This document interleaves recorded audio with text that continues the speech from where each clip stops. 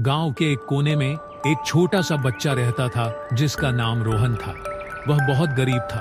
उसके पिता मजदूरी करते थे और घर में मुश्किल से 2 वक्त का खाना मिल पाता था।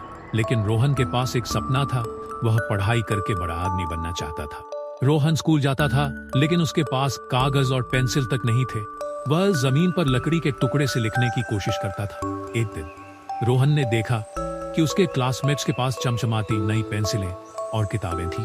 उसने मन ही मन सोचा, काश मेरे पास भी एक पेंसिल होती। उस रात रोहन आसमान के नीचे बैठा था और एक टूटता हुआ तारा देखा।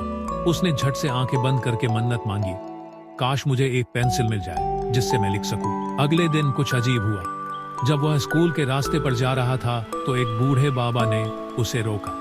बाबा ने एक पुरानी सी लकड़ी की पेंसिल रोहन को दी। यह लो बेटा, बाबा ने कहा, यह कोई साधारण पेंसिल नहीं है, यह जादुई पेंसिल है, लेकिन इसे बुद्धिमानी से इस्तेमाल करना। रोहन ने उस पेंसिल को ध्यान से देखा।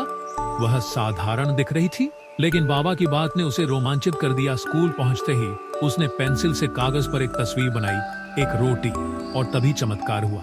कागज पर बनी रोटी असली बन गई। रोहन हैरान रह गया। उसने फिर से कोशिश की। इस बार उसने एक किताब की तस्वीर बनाई और झटपट उसके सामने एक असली किताब आ गई। रोहन समझ गया कि यह पेंसिल सचमुच जादुई है। अब वह हर दिन इसका इस्तेमाल करता।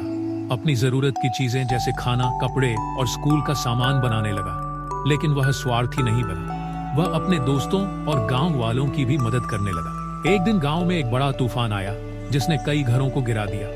रोहन ने अपनी जादुई पेंसिल से नए घर बनाए। गांव वाले उसकी तारीफ करने लगे, लेकिन रोहन हमेशा विनम्र रहा। फिर एक दिन वही बूढ़े बाबा दोबारा आए। तुमने इस पेंसिल का अच्छा इस्तेमाल किया, उन्होंने कहा। अब मैं इसे किसी और जरूरतमंद को देने ले जाऊंगा। लेकिन याद रखना, असली जादू तुम्हारे दिल और मेहनत में है।